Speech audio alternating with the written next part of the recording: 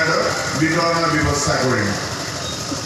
ক্ষমা কৰিব 40,000 নাছিল, 47,508জন হিতাধিকাৰীক সামৰি আমি 5,240খন নতুন ৰেচন কাৰ্ডৰ বিতৰণ কৰিম।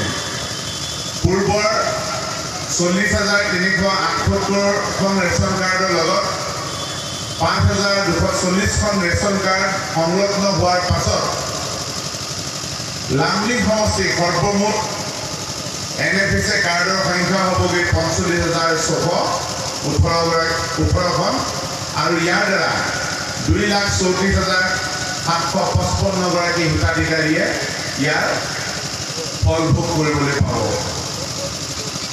আমি চৰকাৰ তথা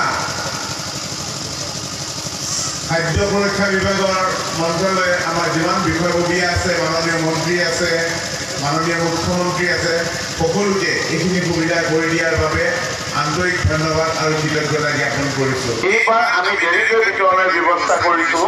আপোনাৰ এই মাহৰ কোটাৰ চাউলখিনি উঠাবলৈ আপোনালোকক 10 দিন লাগে এইটো অৰ্থাৎ সুলভ মূল্য চৰকাৰী সুলভ মূল্য দোকানত গৈ সেইখিনি সংগ্ৰহ কৰিব।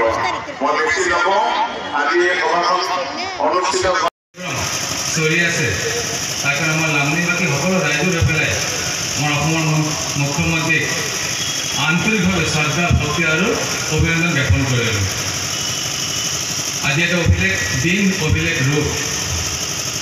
ইতিমধ্যে আমাৰ মাজত আমাৰ অসমৰ স্বাস্থ্যমন্ত্ৰী শ্ৰদ্ধা কেশৱ মহন্ত ডাঙৰীয়া তেওঁ উপস্থিত হ'বহি। তেওঁ আমাৰ মুখ্য অতিথি, মুখ্য বক্তা হয়। তেওঁ ইতিমধ্যে উপস্থিত হ'বহি।